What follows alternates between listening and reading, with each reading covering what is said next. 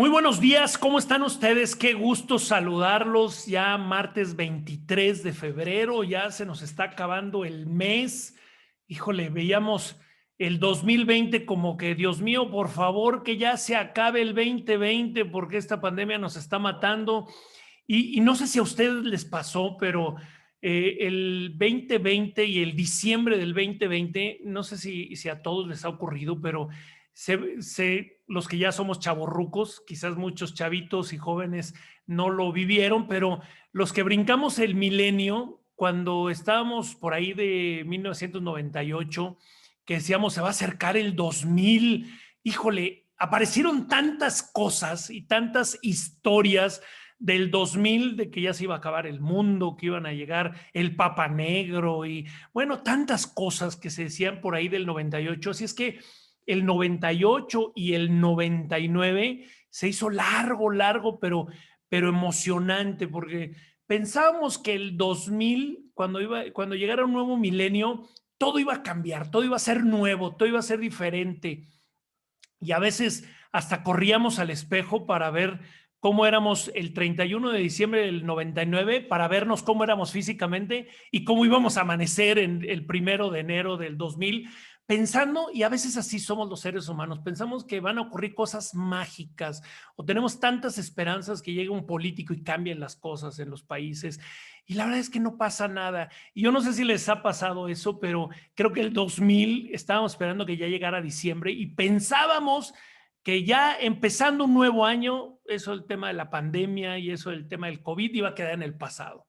Después llega enero y dicen, bueno, ya viene la vacuna. Y también se pensaba que llegando la vacuna, ya nada más por aparecer la vacuna, el invento y el descubrimiento de la vacuna, ya el COVID se iba a quitar.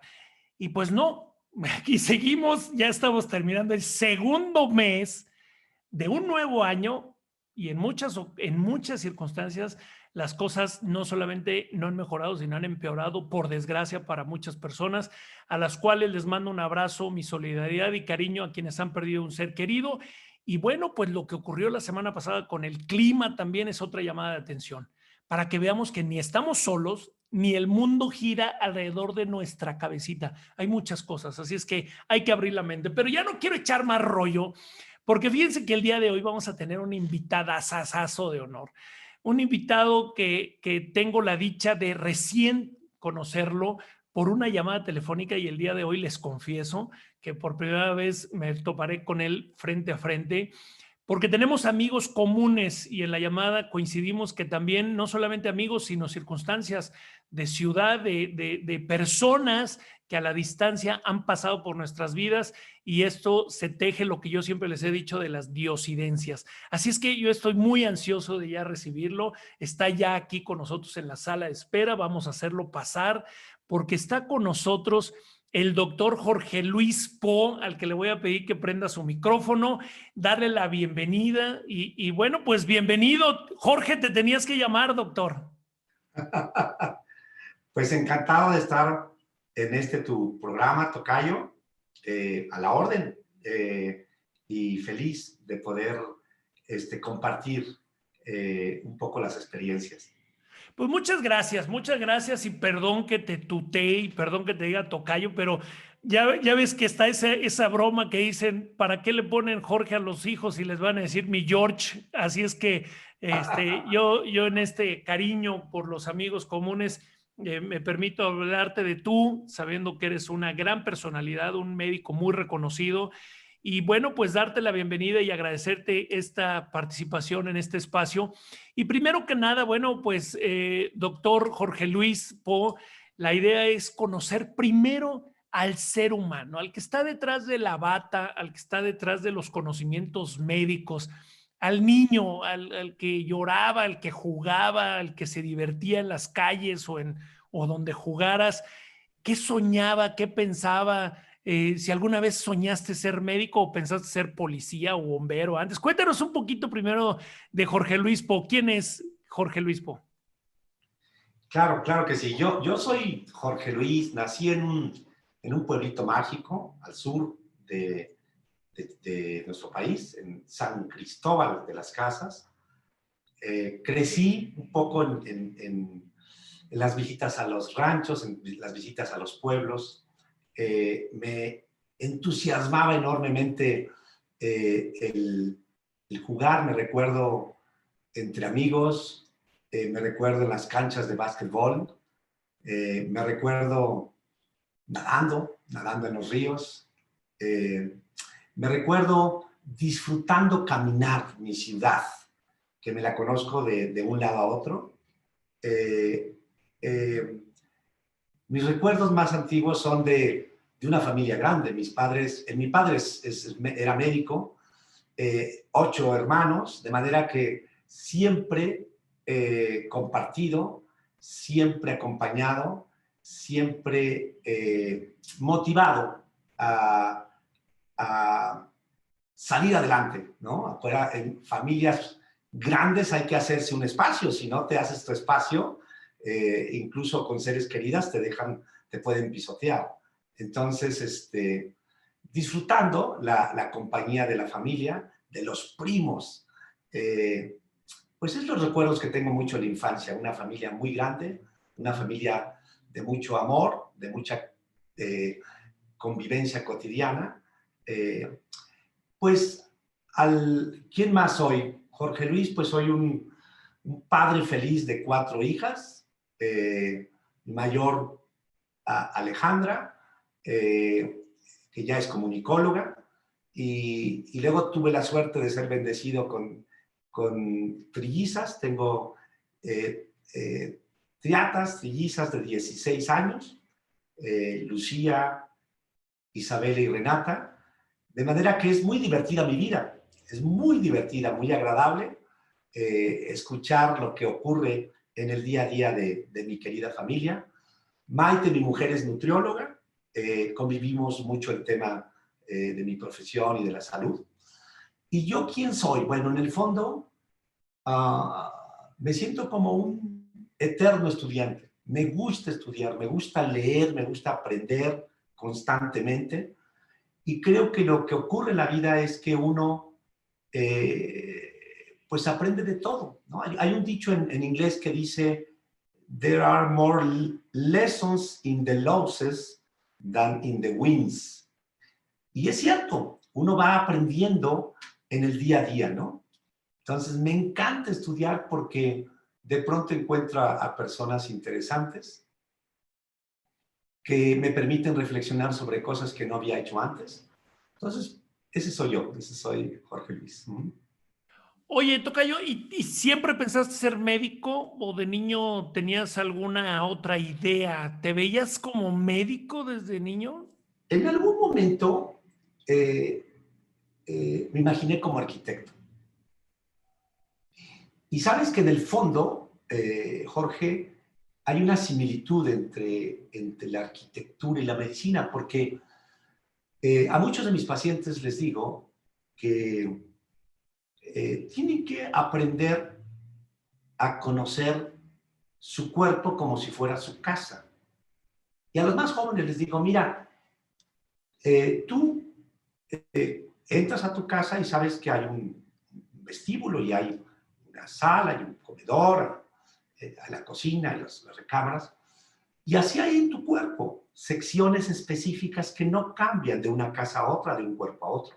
Y tienes que aprender a conocer tu cuello, tu tórax, tu abdomen, y saber que así como en una casa hay vías eléctricas, ¿no?, que se pueden dañar de pronto, no falla la luz en la cocina, falla la luz en una recámara, pues igual ocurre en nuestro organismo. Hay ciertas señales eléctricas que no funcionan bien, puede haber piquetes, hormigueos, calambres, y hay que entender por qué.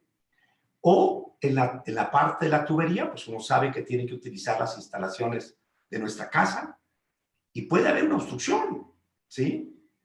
Y esto también puede ocurrir con nuestro organismo. De pronto hay taponamientos digestivos que nos dificultan sentirnos bien, o taponamientos urinarios que hay que destapar y hay que corregir, ¿no? Entonces, probablemente esta similitud entre la arquitectura que habla de las casas, de las construcciones, pues también se aplica a la medicina, ¿no? ¿Y dónde estudias medicina? Naces en Chiapas, bueno, qué maravilla, qué bendición. Yo creo que, bueno, toda la República Mexicana es una maravilla, pero yo creo que Chiapas tiene su encanto. Y de estar chiquillo ahí en Chiapas, ¿dónde estudias la medicina, Jorge? Bueno, sucedió algo interesante. Yo soy el cuarto de esta familia de 8 hijos y de pronto se vino la hermana mayor a la universidad, se vino el siguiente hermano y ya cuando se venía el tercero, mis papás dijeron, no, no puede ser, vamos a tener fragmentada la familia y entonces ya nos venimos todos, un traslado familiar completo y yo llegué a la preparatoria. Y en la preparatoria fue muy interesante este reto de las ciencias, ¿no? Me encantó las ciencias. Supongo que dependió un poco de algunos maestros de las áreas de laboratorio que eran muy didácticos y decidí estudiar medicina en la UNAM. Yo estudié en la Facultad de Medicina y tuve la suerte de terminar y hacer luego todo lo que es proyectos de investigación, que se llama el Servicio Social de Investigación, en el Instituto Nacional de Nutrición, y de ahí me seguí para las diversas formaciones que tuve. Tuve grandes maestros, en particular recuerdo al gran maestro Rui Pérez Tamayo, patólogo, con quien me quedé 3 años de mi vida en el mundo del microcosmos. O sea, mi primera especialidad fue meterme a, a las biopsias, a los tejidos, a las autopsias. Me encantó tanto que me quedé 3 años de mi vida en esa área. Y, y ya después me di cuenta que aunque me gustaba la patología, también me gustaba escuchar el corazón de las personas, tocar el cuello, platicar con ellos. Entonces ya me fui al área de la medicina interna y poco a poco de la medicina interna me metí al área de la gastro y de las enfermedades del hígado, que es a lo que me dedico, ¿no? Oye, Jorge, ¿cómo es la vida? Quiero imaginarme en ese momento, en ese tiempo, en esas circunstancias, venir de un lugar en Chiapas tan maravilloso, pero donde dices, pues yo conocí a mi pueblo de ida y vuelta y a ojos cerrados, y de pronto llegar a la Ciudad de México y moverte en un ambiente, en una ciudad totalmente pues diferente, ¿no? En tamaño, en temas, en complicaciones. ¿Fuiste un niño o un adolescente normal que estuviste en casa y cerrado a ese tipo de temas, o te cuestionabas y empezabas ya a preguntarte por qué en mi Chiapas, por qué en Ciudad de México, por qué estos temas sociales, por qué estos temas políticos, por qué, o simplemente te pasó de noche esa parte de lo que ocurre alrededor? Creo que al ser cuarto hijo me adapté plenamente, ¿no? Siendo cuarto hijo, no sé cuántos hermanos tengas tú, pero te toca compartir todo, ¿no? Las camisas, los calcetines y hasta los calzones, y te adaptas plenamente a lo que hay, ¿no? Eh, eh, a veces si no te pones las pilas, pues no te toca hasta de comer, ¿no? Porque tienes otros 4 hermanos arriba que también andan con hambre, ¿no? Yo me adapté muy bien, sentí que la Ciudad de México era apasionante, era inmensa, pero en aquellos tiempos donde uno podía salir y caminar, ¿no? Salías con mucha libertad y era muy segura. Y yo recuerdo haber usado transporte público sin problemas eh, y, y en algún momento me hice de una buena bicicleta, me encantaba la bicicleta, y yo me llegaba a ir a la universidad en bicicleta. O en Aventón, eran los tiempos donde tú te ponías en una avenida y veías que había gente que iba a la universidad o porque tenía cara de profesor o tenía cara de estudiante de ciencias políticas o algo así, ¿no? Entonces decías, hey, vas a CEU, vas a la universidad, y me iba. Entonces yo me adapté muy bien, creo que no me costó trabajo. Y lo que noté es que había que ser aprendiz. O sea, si tú aprendías de los demás, podías salir adelante en cualquier reto, ¿no? Entonces, no me sentí impactado, me sentía como adoptado casi rápidamente en esa gran ciudad, ¿no? Y yo me supongo que había compañeros bueno, es que yo insisto, Chiapas, hablar de Chiapas siempre es interesante. Yo creo que tenías compañeros que te decían, oye, ¿cómo es Chiapas? ¿Es como nos lo dibujan o no? Bueno, en particular la zona de los Altos de Chiapas y San Cristóbal, que es así como el San Miguel de Allende del Sur, muy colonial, muy pintoresco, pero tiene una gran riqueza, como sabes, antropológica y de culturas indígenas. De manera que te encariñas enormemente, pero es una ciudad de mucho colorido, de muchos contrastes, de mucho aprendizaje, interactúas con muchos extranjeros. Y entonces crecí en ese ambiente donde había gente que venían de fuera, extranjeros, a visitarnos, ¿no? A visitar estas áreas. Entonces, pues tuve amigos y tuve la inquietud de los idiomas. Entonces yo de alguna manera, yo creo que aproveché, mi padre era del Club de Leones y era muy activo junto con mi madre.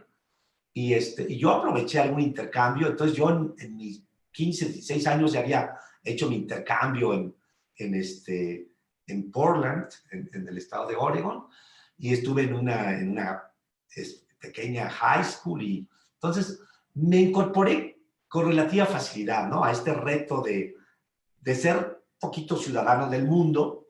Me acuerdo mucho de un antropólogo holandés que se había casado con un indígena y que era residente de San Cristóbal de las Casas, ¿no? Y que todo el mundo decía, este es un experimento, ¿no?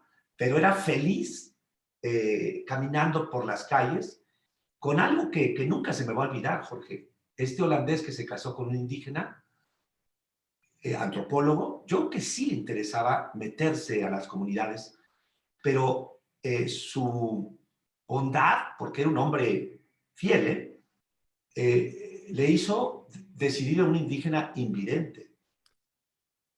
Y este holandés iba feliz por las calles de la ciudad con sus 3 hijos y disfrutando de su vida en San Cristóbal, ¿no? Y en las comunidades cercanas, ¿no? De manera que yo tengo estos recuerdos muy fértiles, ¿no? Muy de mucho colorido sobre la riqueza del ser humano, ¿no? Fíjate qué interesante lo que estás comentando y ya para irnos perfilando hacia la parte profesional, doctor. A veces tenemos la creencia de que el médico tiene que ser frío, tiene que dejar los sentimientos un poquito guardados, ¿no? No involucrarse con el paciente, ¿no? Por lo menos esa es la creencia desde afuera, como paciente, como amigo de médico, como hijo de médico, como tío o sobrino de médico, como que vemos siempre al médico más bien callado, más bien retraído con sentimientos y no expresarlo. Me llama mucho la atención y ahora estoy entendiéndote y estoy entendiendo muchas cosas de lo que hablaremos después, que de lo que más te marca en tu infancia y en ese recuerdo que traes, como de Portland, de que pudiste haberte seguido con el tema del mundo de Estados Unidos y por eso no me dio shock llegar a Ciudad de México, te regresas rápidamente a tu Chiapas y recuerdas a ese holandés, pero no el holandés que vino por el Mexican Curious, sino el holandés bondadoso, el holandés de corazón que no solamente se enamora de México, de Chiapas, de una indígena, sino de una invidente. O sea, y eso es lo que te marca. ¿Qué hace entonces que Jorge Luis Po mezcle esta parte de una carrera profesional tan difícil, tan compleja, tan a veces de preguntarse muchos porqués al entender cada una de las habitaciones del cuerpo humano contra el sentimiento y la emoción? ¿Cómo separarlo o cómo entretejerlo?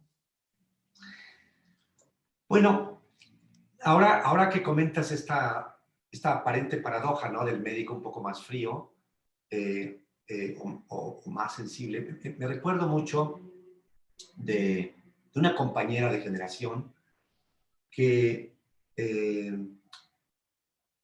con los pacientes se involucraba tanto, que ante una pérdida lloraba con la familia. O sea, se involucraba tanto con los hijos, con la esposa, con los hermanos, que le costaba trabajo separarse de sus pacientes tan queridos, ¿no? Y llegó al extremo de que los pacientes más graves iba al funeral de los pacientes. Entonces, lo comento porque este tipo de acontecimientos hacen que al médico se le recomiende tener una sana distancia. Decirle, oye, no es tan sano que te involucres demasiado. Y que entonces es mejor que seas un poquito alejado, un poquito aparentemente más frío, pero es para cobrar, para cuidar tus propios sentimientos, para no sufrir demasiado, ¿no? Porque si uno vive la enfermedad de cada paciente en uno mismo, sería terrible recuperarse, ¿no? Pero, en fin, creo que independientemente de esto, el ser humano recuerda que hay seres humanos pues más neoclásicos, hay otros más barrocos, hay unos más churriguerescos, hay unos probablemente más expresionistas y algunos muy modernos, de manera que como que cada uno va ubicando su personalidad, ¿no? Yo diría que soy un poco más barroco, me encanta un poquito ponerle o echarle crema a los tacos, me gusta un poco, de alguna forma, diseñar estrategias y hacerlo más bondadoso, lo que es el quehacer médico, ¿no? Entonces, probablemente sea la explicación de parte de lo que observabas, ¿no? De este contraste, ¿no? Del médico que aparentemente pues, es más frío. Y bueno, recuerda que el verdadero ser humano es el que entiende que uno tiene que ser como un artista. O sea, yo sé que hacemos una profesión. Cuando alguien decide cobrar por lo que hace, se convierte en un profesional. Pero si además decide amar lo que hace, si decide, yo soy carpintero, pero quiero hacer la silla idónea para este señor, que este señor que tiene unos glúteos muy prominentes o una cadera muy amplia. Y entonces, o quiero hacer este mueble para esta señora que sueña en un rincón muy especial. Entonces, esa parte de la parte artesanal, artística de la profesión, creo que es un reto. Y eso es lo bonito, que en algún momento deje uno de ser simplemente médico y se convierta uno también, pues un poco más en el lado humano del situarse en las necesidades de tu prójimo, ¿no?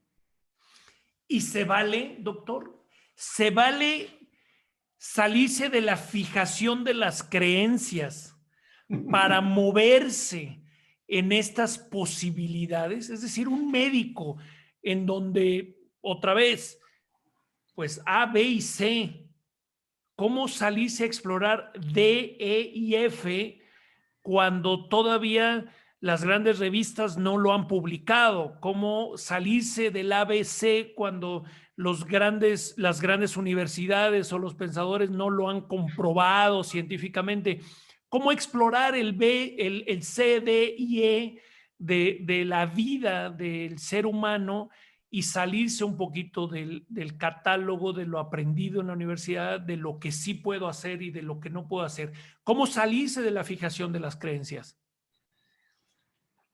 Bueno, interesante el término que ya has puesto, porque durante la vida el ser humano ha tenido diferentes creencias que han ido evolucionando. Recuerda que en algún momento, en términos de salud, ¿no?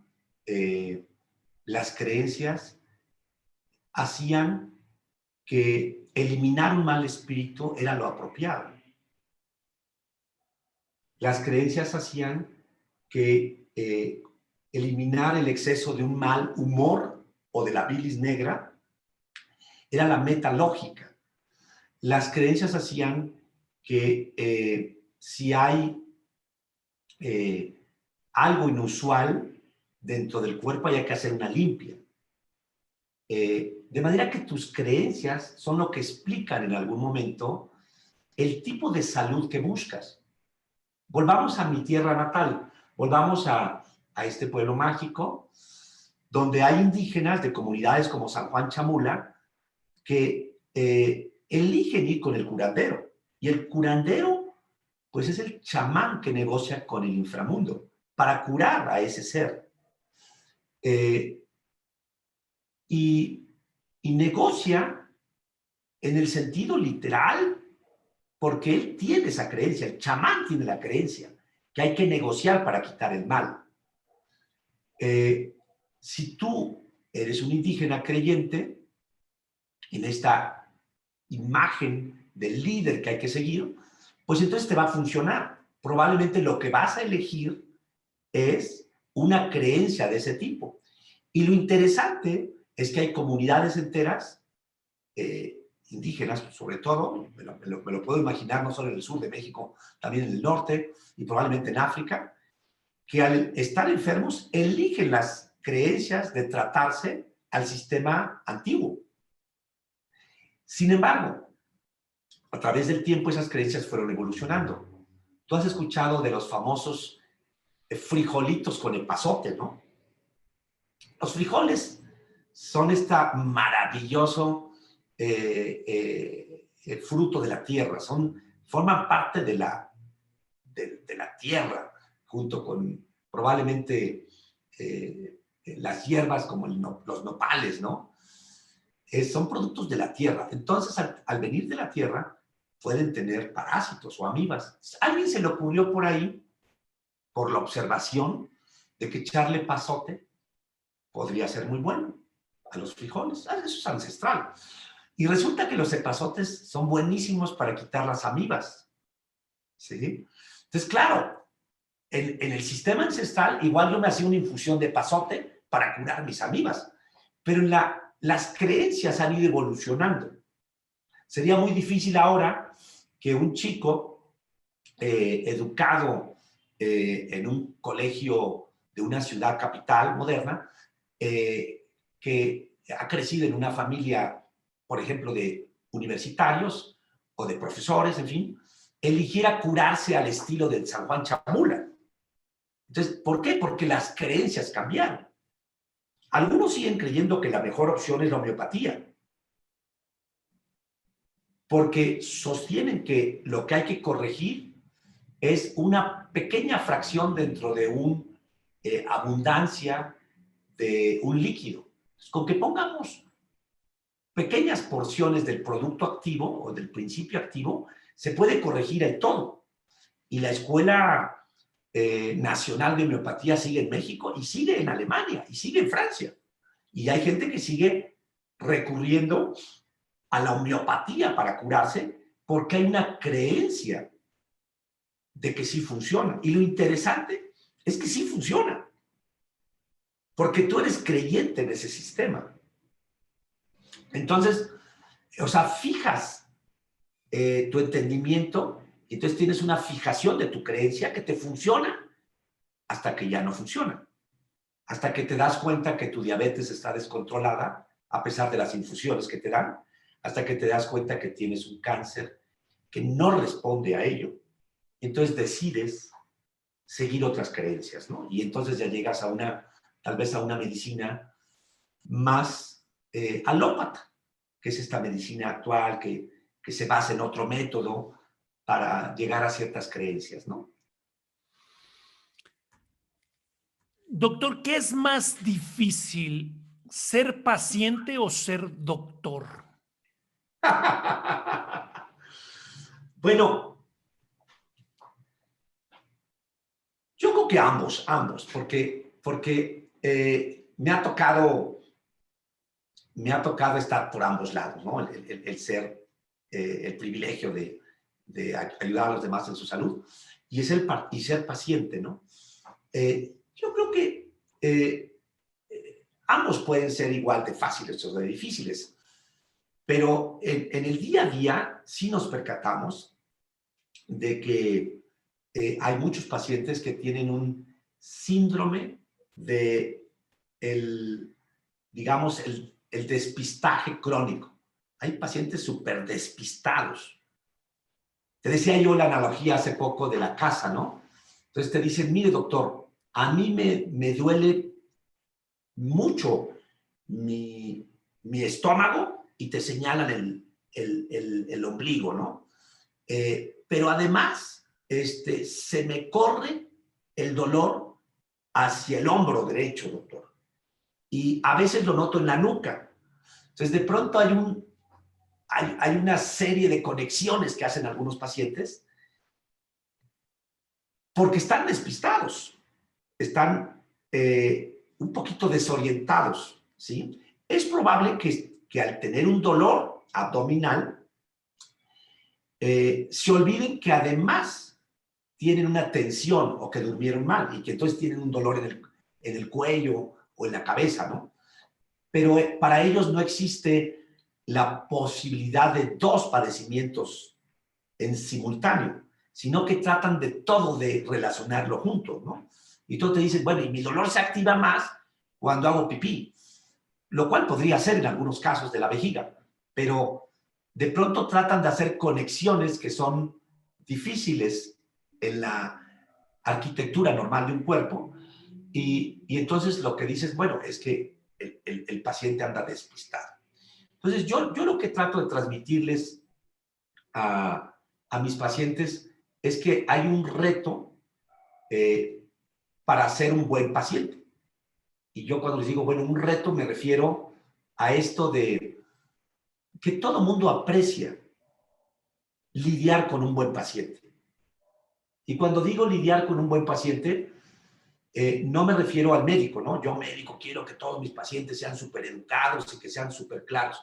No, me refiero que también lo aprecia la esposa o el hijo o un buen amigo. Si yo tengo un amigo enfermo, pero todo el tiempo anda confundido y angustiado, es incómodo. Es incómodo. Y por eso terminamos diciendo, pues eres un hipocondríaco, ¿no? Te quejas de todo. Entonces, hace poco hicimos la reflexión en base a un filósofo francés que se llama Jacques Derrida, de que hay ciertos elementos para construir lo que sería el paciente que todos queremos. Y el paciente que todos queremos es algo que debemos dialogarlo en nuestras casas, porque en algún momento, si somos gente de familia, pues tenemos la abuela, tenemos pues el padre enfermo o tenemos un hermano que requiere apoyos por enfermedad. Entonces yo lo que les digo es que hay por lo menos 3 ingredientes del paciente que todos queremos. Uno es su simplicidad.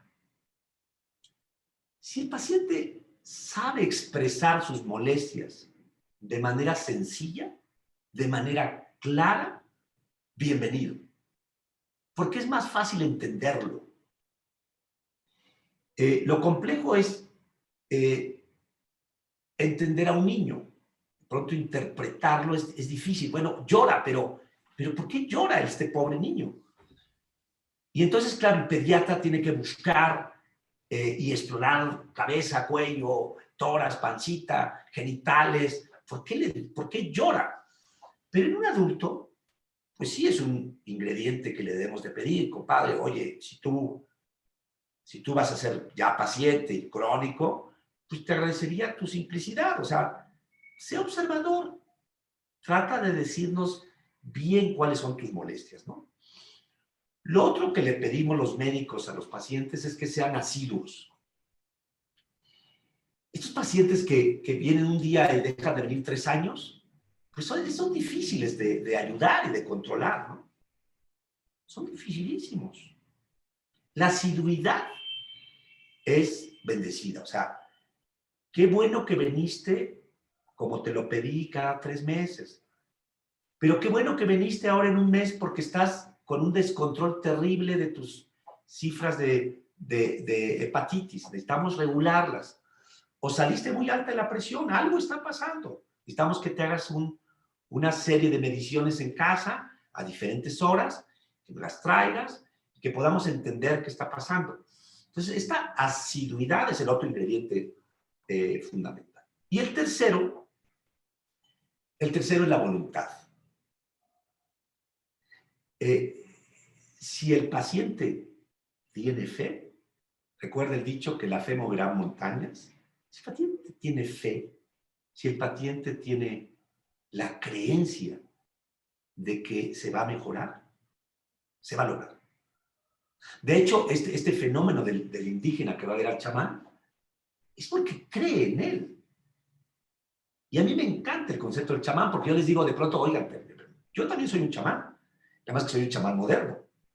Yo ya no me meto al subconsciente y a explorar, bueno, a veces, pero me meto a su laboratorio, los franceses le dicen, me meto a la biología y me meto a lo profundo a ver el detalle de la química y las alteraciones para poderles ayudar y saber qué está pasando, ¿no? Entonces, Jacques Derrida, este filósofo francés, que dice que hay como un arte para curarte, que es un arte de cuidarte.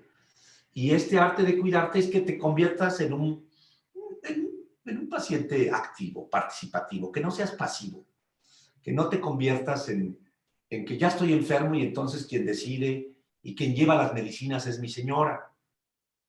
No, compadre, tú tienes que saber tus medicinas. Es que se las sabe mi hija. No, bueno, pero tú eres el enfermo. Y entonces yo creo que estos 3 ingredientes, la asiduidad, de alguna forma la simplicidad y la voluntad de querer mejorar, son fundamentales para ser un buen paciente. Y hoy ustedes, médicos, tienen iba a decir un competidor, pero la verdad es que no es una competencia, pero a veces alguien que descompone a un buen paciente, y a veces me incluyo, y es el médico de todos que se encuentra en los teléfonos inteligentes que se llama Google. Y de pronto descompone hasta el más paciente y lo vuelve impaciente porque creemos poseer el conocimiento teniendo información de cualquier lugar. ¿Cómo enfrentar esto?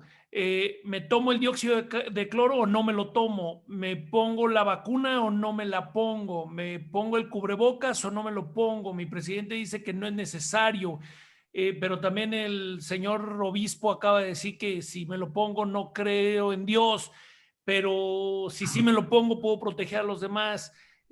Si me tomo, lo que has dicho, ¿no? Si me tomo esto sí, si me tomo esto no. Está investigado, no está investigado, y voy y le consulto a Google en lugar de consultarle a mi médico de cabecera o a un profesional. ¿Qué hacer en estos casos? Primero como paciente y después como médico en la competencia desleal que hay con Google, ¿no? Bueno, no sé si has escuchado de esto que se llama la generación pulgarcita. La generación pulgarcita es muy interesante porque fue un concepto ¿Pulgarcita o vulgarcita? Igual, ¿verdad? Podría ser. Hay un filósofo universitario que apenas acaba de fallecer, Michel Serres.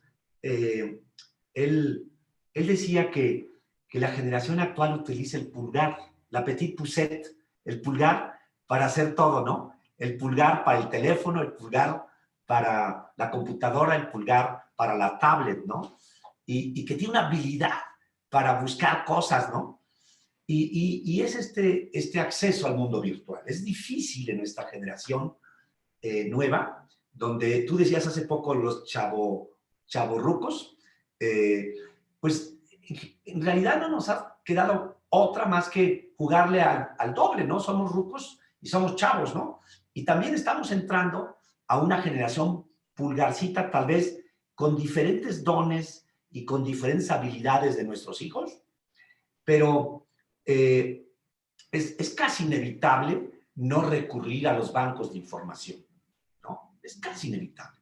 Yo recuerdo, pues, que a todos nos tocó ir a las bibliotecas y si querías conseguir un libro, pues a veces tenías que esperar porque estaba prestado y había que esperar unos días o una semana, ¿no? Y en medicina tenías que buscar artículos. Entonces, cuando te decían que iban a estar los artículos en 10 días, te ponías feliz, ¿no? Y actualmente, si no tienes el artículo disponible en 5 minutos, te desesperas, ¿no? Entonces, es muy difícil que alguien que se confronta con un padecimiento no busque información. Es muy difícil que no lo haga, ¿no? El reto es hasta qué punto, ¿no? Hay gente que dice, yo quiero una casa, quiero hacerme una casa. Entonces, la mayor parte de la gente, pues tal vez buscará el diseño de la casa, pero no se pone a construir su casa. O sea, recurre pues a un arquitecto y luego el arquitecto les pone con su grupo de trabajo o un ingeniero o su grupo de albañiles, ¿no? Para hacerlo. Pero en medicina sí ocurre que algunos pretenden transformarse en médicos, ¿no? Al buscar su enfermedad. A mí sí me gusta que la gente busque, ¿no? Oye, yo tengo hepatitis autoinmune. A ver, ¿qué es eso? Entonces dice, mira, hay un portal educativo que se llama Amigos del Hígado, pues voy a buscar, y ahí hay mucha información. Qué bueno, me encanta. Porque entonces siento que se sensibilizan, ¿sí? De alguna manera, el acceso a la cultura de la salud en México es diferente a los del el chileno o al del argentino. Y ya no se diga el europeo. O sea, esta cultura de la salud es muy diferente, ¿no? Y recuérdame que luego hablemos de lo que llamamos los tips de salud para vivir una vida más saludable, ¿no? Es difícil evadirse de esta búsqueda. Entonces yo les digo, adelante, busquen, busquen, busquen. Pero cuando ya se quieren poner a interpretar la información y autodiagnosticarse y autotratarse, les digo, my darling, yo creo que hay que definir si yo soy el médico o no lo soy. Si tú me viniste a buscar a mí como médico, no.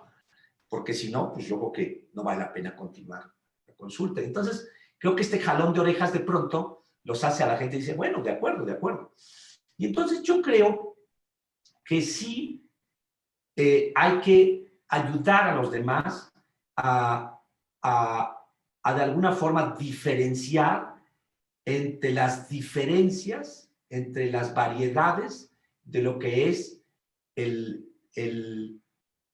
la creencia, ¿sí? Y muchas gentes pueden creer bastantes cosas, ¿no? Por ejemplo, hay gente que cree que el COVID es un invento de poderosos y de gobiernos malhechores y que lo que tratan es de secuestrar a la economía y encarecer los productos para luego vender vacunas carísimas y aniquilar el crecimiento económico para que ellos luego salgan adelante. Y bueno, esto es parte de la teoría de la conspiración, que es una creencia, se vale. Pero, ¿qué hace que se sostenga esa creencia? Pues tendría que ser la aprobación de los demás, ¿no? Hay veces que no se puede sostener esas creencias, ¿no? Entonces, es muy interesante. Hay un pensador, filósofo americano, Charles Peirce, que dice que en la fijación de las creencias, lo que uno busca es de alguna forma resolver las dudas. Si yo tengo una duda sobre algo, tengo que hacer una indagatoria.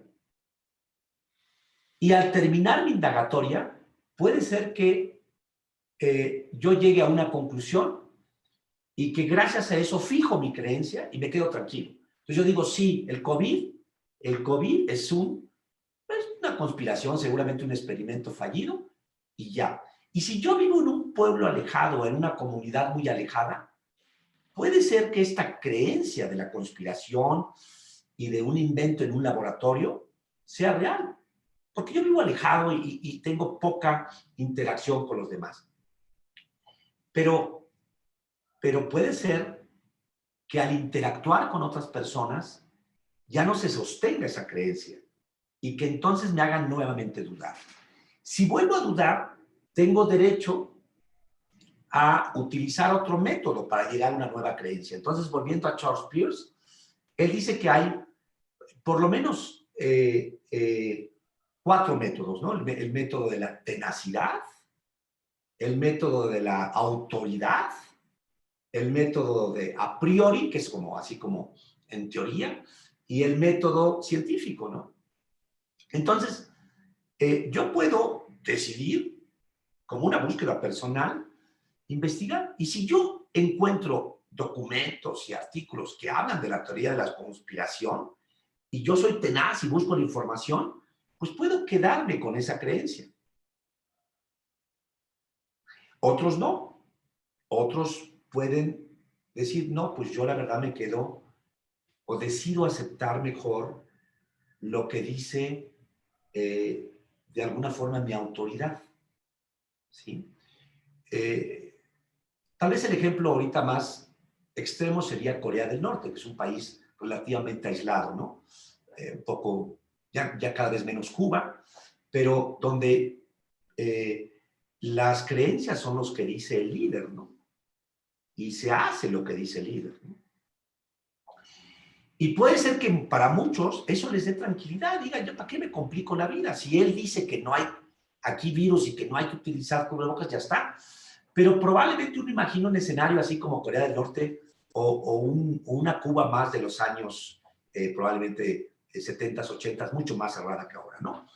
Pero paradójicamente, en pleno siglo XXI, ciertos líderes tienen tal potencia en su liderazgo que pueden hacer que muchas gentes sigan su creencia, ¿no? Y aquí, pues, hablemos de Estados Unidos, hablemos de México mismo, hablemos de Venezuela, hablemos de Brasil, donde las creencias sobre los riesgos o no de, o la protección contra el riesgo con la sana distancia, con cubrebocas, se diluyen porque el líder dice que no hace falta, ¿no?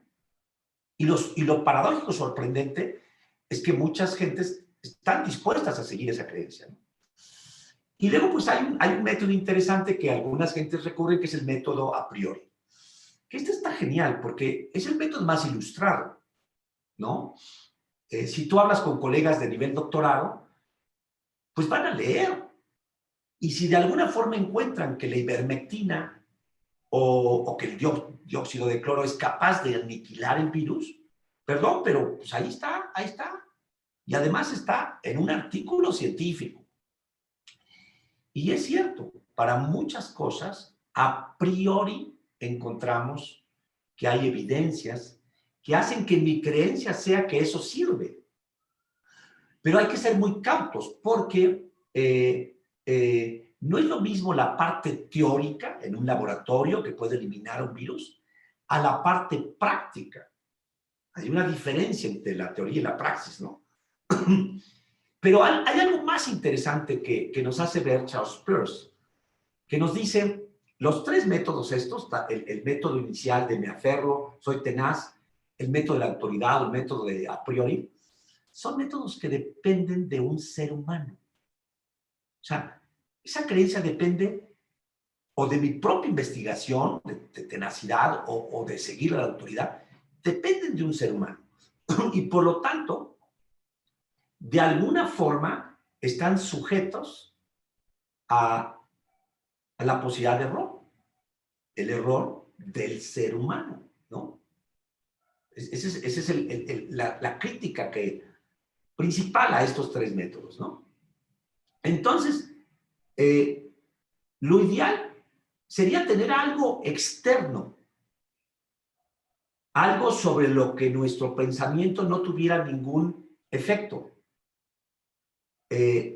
Algo que al llegar a la apertura de la conclusión sea válido para todos. Y ese método es el método científico. Para temas de salud, ¿sirve o no sirve la ivermectina? ¿Sirve o no sirve el dióxido de cloro? ¿Sirve o no sirve la vacuna?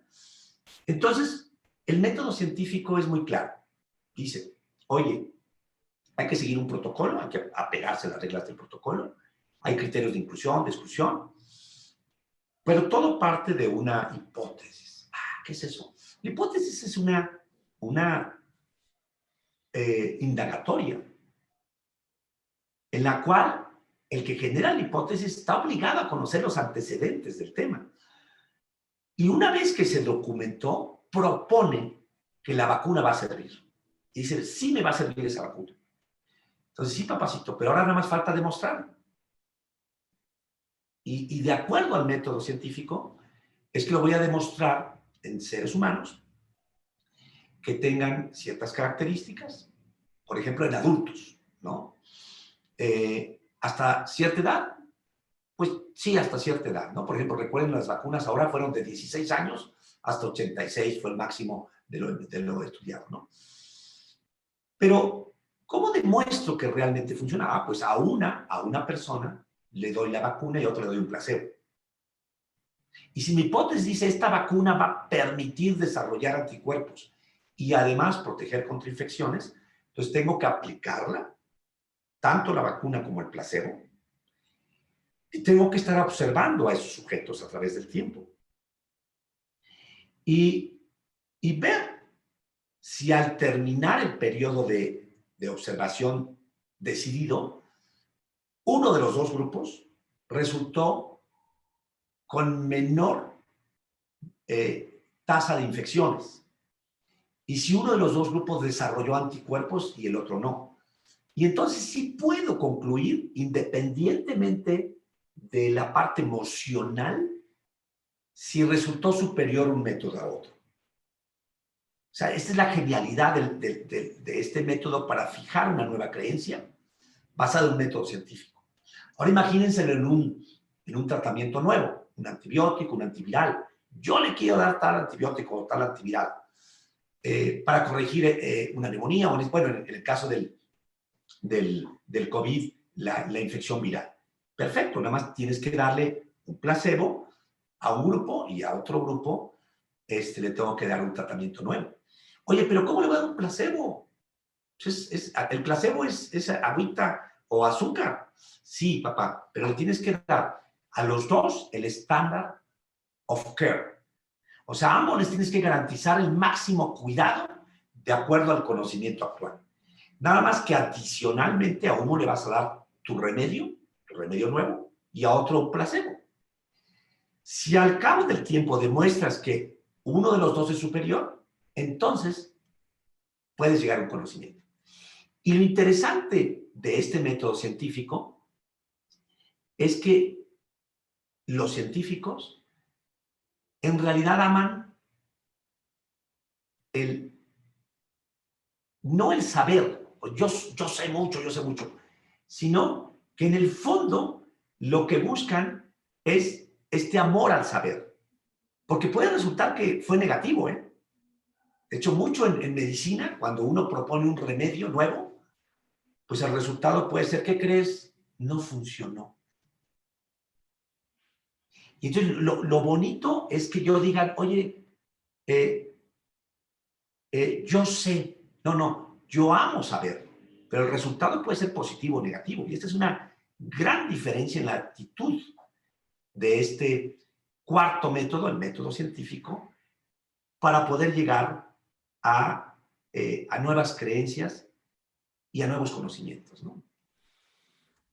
Me estás obligando a hacer una pregunta personalísima de todo esto que he puesto atención y me parece apasionante lo que acabas de mencionar en estos métodos que yo creo que ahorita el público que lo está escuchando, los cuatro, yo creo que hemos pasado por los 4, ¿eh? Te iba a decir por alguno de ellos, no, yo creo que hemos pasado por los 4 en algún momento, espiritual, religioso, político, emocional, médico. Yo creo que hemos pasado por alguno de los 4, pero mi pregunta es, ok, lo entendí. Haz de cuenta que ahorita fui tu alumno, tomé nota, me hizo sentido los 4, me siento identificado con los 4 en su lógica más nativa. Y mi pregunta obligada es, ¿y en la parte de las vacunas hoy, se cumplió con el método científico y los protocolos completos? Porque yo he oído que casi prácticamente en las 4 o 5 vacunas que hoy están circulando ya en el mundo, pues se aprobó por esto que le llaman una aprobación de emergencia es decir, no sé, quiero pensar que no se cumplieron con todo lo estricto del método científico. Y eso hace que salgan nuevas líneas usando los otros 3 métodos para decir, descalifico la vacuna, porque aguas, porque trae algo de ADN, nos va a modificar. Aguas, porque no sabemos qué va a ocurrir con... Estamos siendo parte de la investigación en el proceso de vacunación. Me encanta la pregunta. Yo quisiera tan solo hacer una aclaración justa sobre el método científico, que recuerden que este método, para poder alcanzar un conocimiento, es para las cosas o los retos que tienen que ver con el mundo de la naturaleza, donde las cosas pueden ser medibles con bastante precisión, ¿no? Para otros saberes, que son muy valiosos y algunos misteriosos, como es los saberes de la religión o de la filosofía, para eso hay otros maestros y gente sabia y otros métodos para poder llegar a conclusiones y saberes, ¿no? Pero volviendo a las vacunas, en efecto, hay gente que piensa que no se cumplió con las premisas habituales. Les comento, para poder hacer una vacuna se requiere una fase preclínica que inicia con cuestiones in vitro, donde se diseñan moléculas que podrían acoplarse, por ejemplo, a la anatomía del virus. Y uno dice, oye, resulta que el virus tiene esta porción que se le ha llamado spike, y es la que le permite entrar a las células. Entonces, yo voy a diseñar una molécula que inhiba esa proteína spike o de superficie. ¿Ok? Luego hay que hacer pruebas en cultivos de células virales, para ver si mi molécula que estoy diseñando realmente se acopla, ¿no? Pero todo es totalmente in vitro en laboratorio. Luego está que mi tecnología, antes de usar en el ser humano, lo tengo que probar en animales. Este es un requisito de cualquier nuevo medicamento. Hay que hacer pruebas en especies menores y a veces en especies mayores. Casi siempre las especies menores son roedores, pero pueden ser conejos, en fin. Y especies mayores a veces pueden ser simios, ¿no? Entonces, o a veces otras se han hecho en cerdos. Toda esa fase previa, increíblemente, se sabía mucho de ellos. Recuerden que el coronavirus no es un virus nuevo, ¿eh? O sea, si yo busco ahorita en mi libro de texto que estudié en mi querida escuela de medicina y busco la sección de infección de vías respiratorias, ya se mencionaba el virus de coronavirus, el rotavirus, el adenovirus, el rinovirus, el virus de la influenza tipo 1, tipo 2, o tipo A, tipo B. Ya estaba mencionado. Entonces, había mucha investigación. De hecho, el coronavirus, al microscopio, fue descrito por primera vez por una excelente bióloga inglesa que se casó con un músico chileno. Y esto fue descrito desde 1980. Entonces ya había investigación de estos virus. Y curiosamente investigación por médicos veterinarios. Ya había conocimiento. Bueno, lo interesante es cómo se acumuló ese conocimiento para poder formular en un tiempo rápido la propuesta de una vacuna en el ser humano. Tradicionalmente, cuando ya se tiene la vacuna en el ser humano, recuerden que no estamos hablando de jugadores amateur, estamos hablando de empresas poderosísimas, sapientísimas, con experiencia en otras vacunas. Muchos no saben, pero actualmente en forma comercial existen otras 20 vacunas que se utilizan para el ser humano. Y gracias a las vacunas se han salvado millones de vidas, ¿no? Pero estas empresas que están acostumbradas a los retos de fabricar vacunas tenían ya una solidez para hacer una propuesta nueva, ¿no?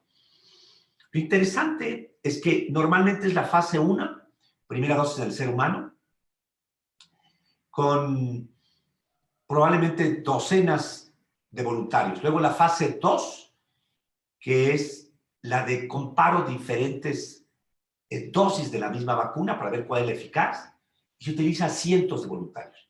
Y la fase 3 es la que ya se prueba a lo grande y donde se utilizan miles. Para una vacuna se utilizan 30,000, 50,000 voluntarios, ¿no? Entonces, las etapas preclínica, fase 1, fase 2 y fase 3, suelen durar de 5 a 7 años. Y por cierto, tienen una inversión de 800 a 1,000 millones de dólares. Es una barbaridad de inversión. El enfoque y la propuesta de evaluación de un nuevo fármaco, una vacuna, es gradual. O sea, gradualmente paso de la preclínica a la fase 1, a la fase 2, a la fase 3, con muchos candados de seguridad. Sin embargo, lo maravilloso que se vio ahora con las vacunas es que se adoptó un método secuencial.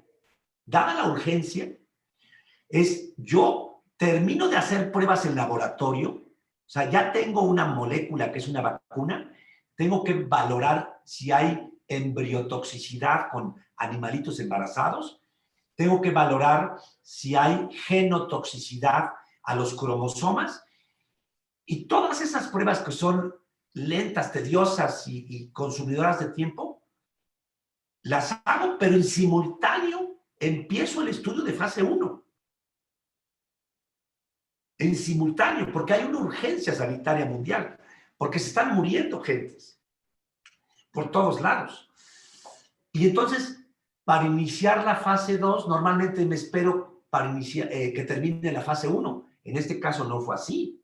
Yo puedo seguir planeando de manera secuencial mi estudio de fase 3, lograr las autorizaciones, lograr acceder a la población meta, aunque no haya terminado todavía por completo las mediciones de la fase 1 o fase 2. Entonces, este enfoque maravilloso permitió que en un tiempo récord se lograra completar todas las fases, y demostrando que sí había protección, tanto en el terreno abierto donde la gente ya vacunada salía y a ver cuántos se infectaban o no, como en el terreno, digamos, biológico, midiendo anticuerpos.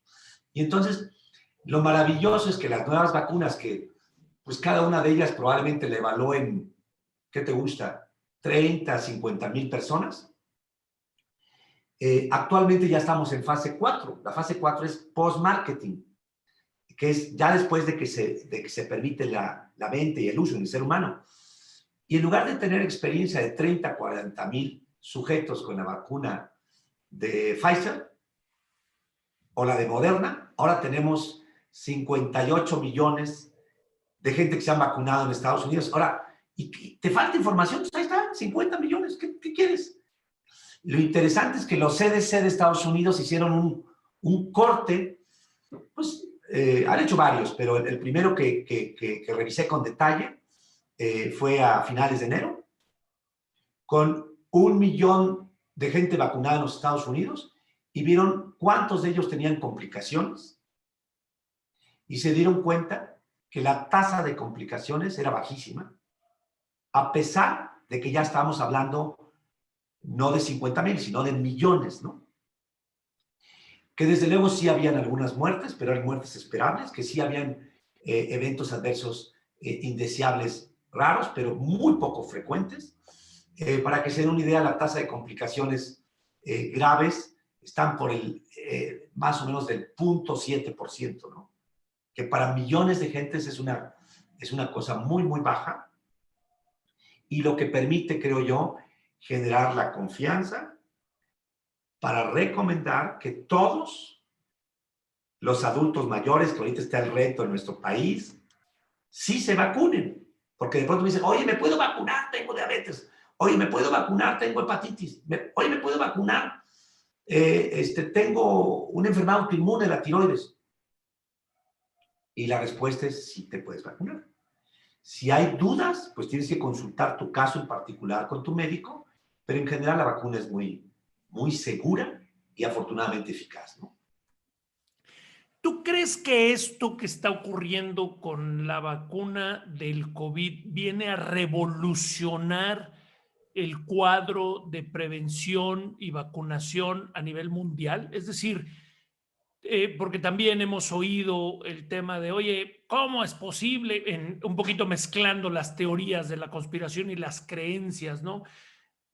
¿Cómo es posible que en un año, ya ahorita nos explicaste, no es la pregunta esa, ¿cómo es posible que en un año logran una vacuna? No, ya vimos que no es en un año, llevaba mucho tiempo antes. Esa es la primera parte. Pero la segunda es, ¿cómo es posible que no ha salido una vacuna contra el cáncer? ¿Cómo es posible que no ha salido una vacuna contra el SIDA? ¿Cómo es posible que... y tantas enfermedades hoy que han generado históricamente más muertos que el promedio del coronavirus en un año? Es decir, ¿por qué no ha habido esa evolución que tienen esas grandes compañías versus otro tipo de enfermedades que han matado también millones de personas a lo largo del tiempo? Sí, la respuesta es sí. Hay una verdadera revolución en la tecnología de las vacunas. Tradicionalmente se utilizaba una parte de la anatomía de un virus, por ejemplo, de la hepatitis B o de hepatitis A, que era una proteína. Ahora en las vacunas de Pfizer o de Moderna se utilizó un RNA, o sea, directamente la molécula de vida del virus, ¿no? Interesantemente, en las propuestas de la vacuna Sputnik 5 o de la vacuna de la Universidad de Oxford, lo que se utilizó es, además de este RNA, un vector adenoviral, que es como un virus ya inactivado, que normalmente produce una variante de gripe en el chimpancé, pero que está inactivado. Y este virus logra entrar a nuestras células y es capaz de producir esta secuencia del RNA para que nuestros linfocitos sean capaces de defenderse, de producir anticuerpos. La maravilla de la propuesta de Sputnik, la rusa, bueno, en la inglesa es el mismo adenovirus, se pone en la dosis 1 y en la dosis 2. Pero en la de Sputnik, el adenovirus de la primera dosis es diferente al adenovirus de la segunda dosis. Porque lo que quieren es potenciar para que sea uno capaz de dar mejor respuesta.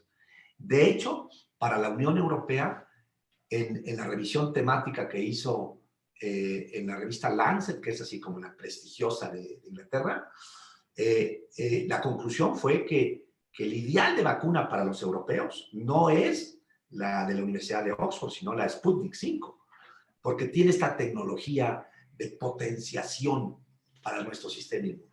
Entonces, tu pregunta es, ¿podrá servir para otros usos? Claro, esa es la maravilla. Y por eso es que hay esta oportunidad de, en la adversidad,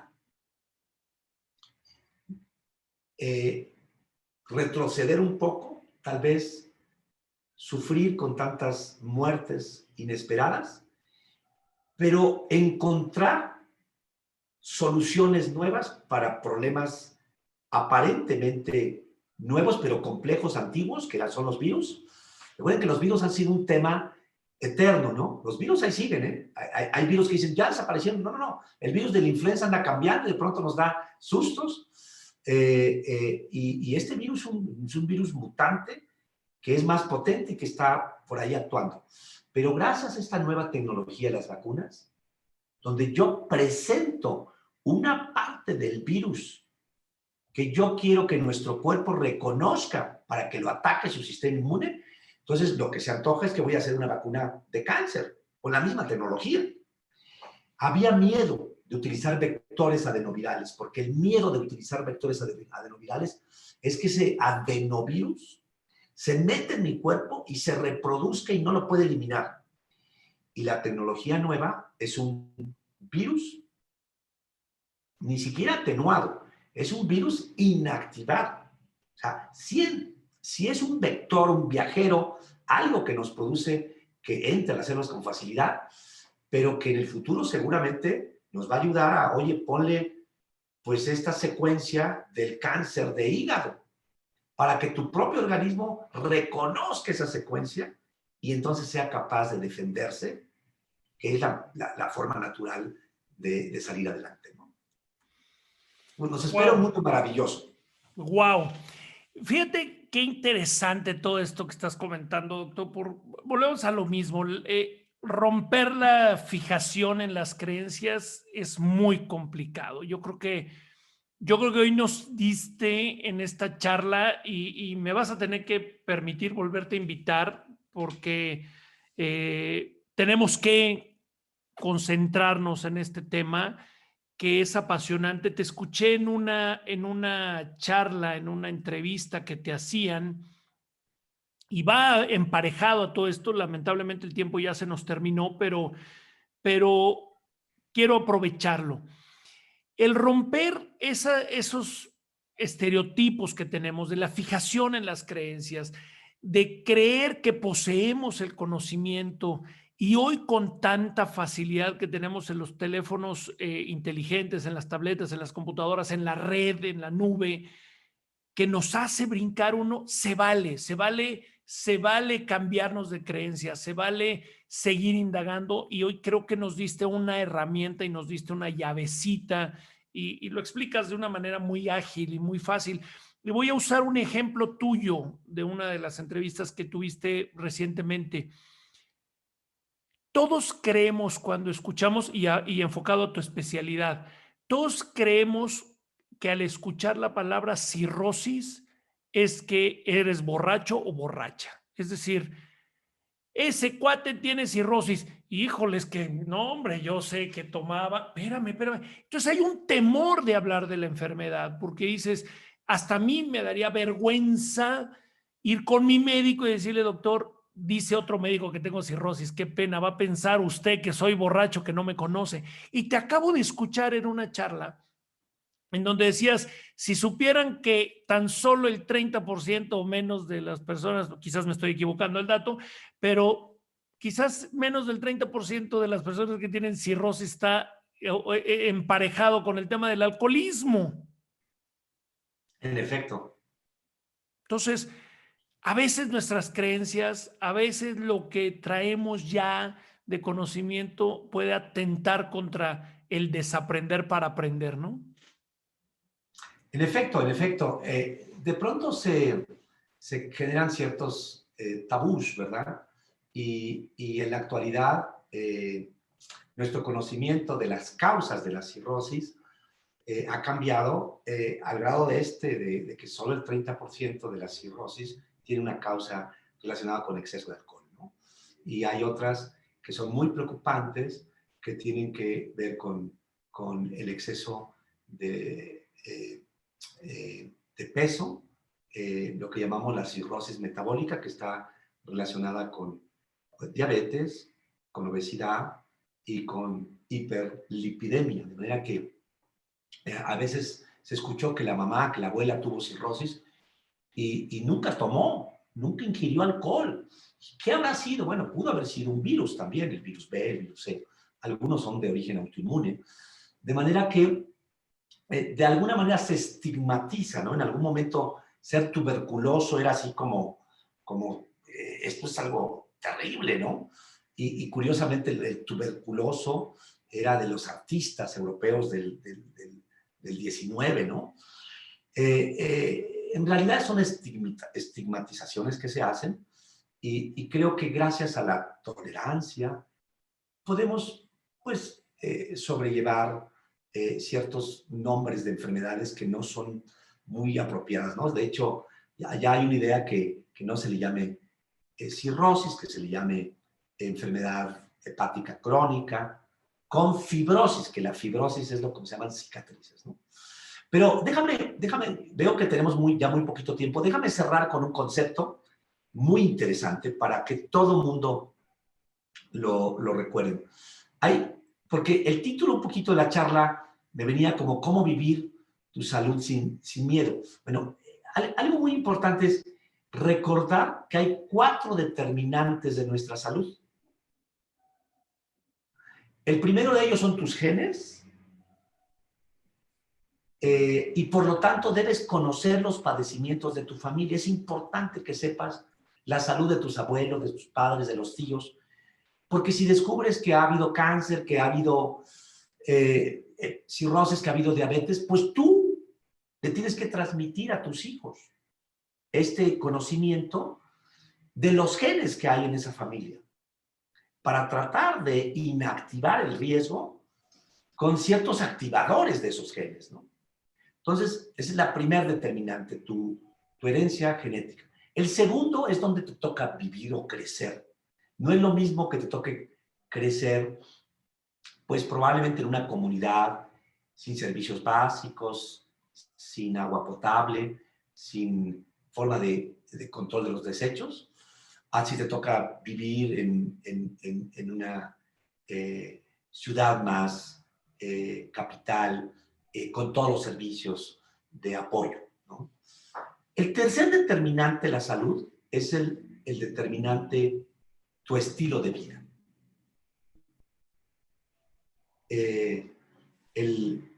Digamos, si fumas o no fumas, si consumes alcohol en exceso, si te drogas o no te drogas, si utilizas o no tu cinturón de seguridad, si haces o no ejercicio, si comes sano o no.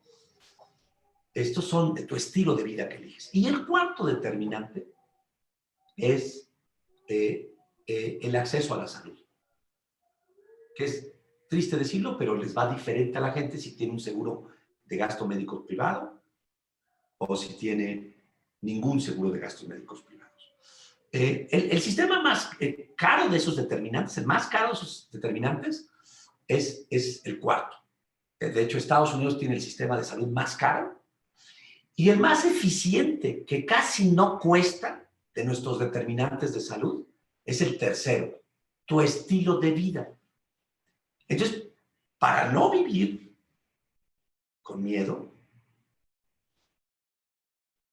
uno de los aspectos importantes es que elijas tener un estilo de vida que te proteja. Y ahí puede ser un remedio sensacional para alejarse un poco del miedo y el temor al COVID. Y se oye relativamente simple, pero a veces nos cuesta trabajo, ¿no, doctor? A veces nos cuesta trabajo. Volvemos a cómo empezó esta charla del arquitecto, del que soñó ser arquitecto y hoy es médico. Aprender a conocer la casa, aprender a escuchar dónde se oye la gotera y no salgo corriendo con el plomero sabiendo que era nada más apretar una llave.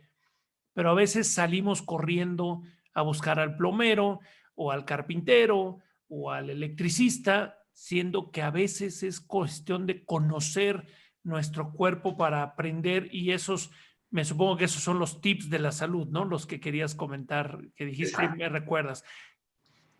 Doctor, no sabes el gusto, No se equivocaron nuestros amigos y sobre todo nuestro amigo el padre Corral en recomendarte y que tenías que estar esta mañana con nosotros, porque de esto se trata el programa, generar valor, que realmente las personas puedan tener un mejor juicio de valor en medio de tantas y tantas cosas que escuchamos, buenas, malas, irregulares. De aquí no se trata de ser tendenciosos, de aquí no se trata de decir si estamos o no de acuerdo o a favor o en contra de ciertas posturas. Es cuestión de escuchar a profesionales como tú, que nos deje una semillita que nos haga reflexionar, pensar, meditar, debatir y llevarnos algo en casa. Yo creo que se ha perdido mucho el debate en la comida, en la sobremesa que nos tocó a ti, a mí todavía en esas familias discutir temas y que se acaloraran las discusiones. Hoy lo hemos perdido por estar con el celular en la mesa y esperando a que suene o a ver quién le mando. No disfruto el momento. Pero hoy nos has dado unos tips importantes para vivir mejor la salud sin miedo. De verdad te agradezco muchísimo y quedas aplazado para una nueva invitación y seguir platicando todo esto. Encantado y envío un abrazo fraterno a nuestro amigo mutuo, el padre Eduardo Corral, y estaré en atenta espera para tu invitación. Antes de cerrar y rápidamente, dos preguntas muy rápidas. ¿Cómo quieres ser recordado, Jorge Luis Po? ¿Y qué mensaje le darías a las personas que hoy siguen en casa y han perdido la ilusión de continuar? Pues probablemente me gustaría esta imagen de ganarme la camiseta, de decir, él es un médico humanista, un médico que se mete un poquito a lo profundo y trata de encontrar el origen de la enfermedad, no solo de manera simplista, sino en la profundidad, en la raíz.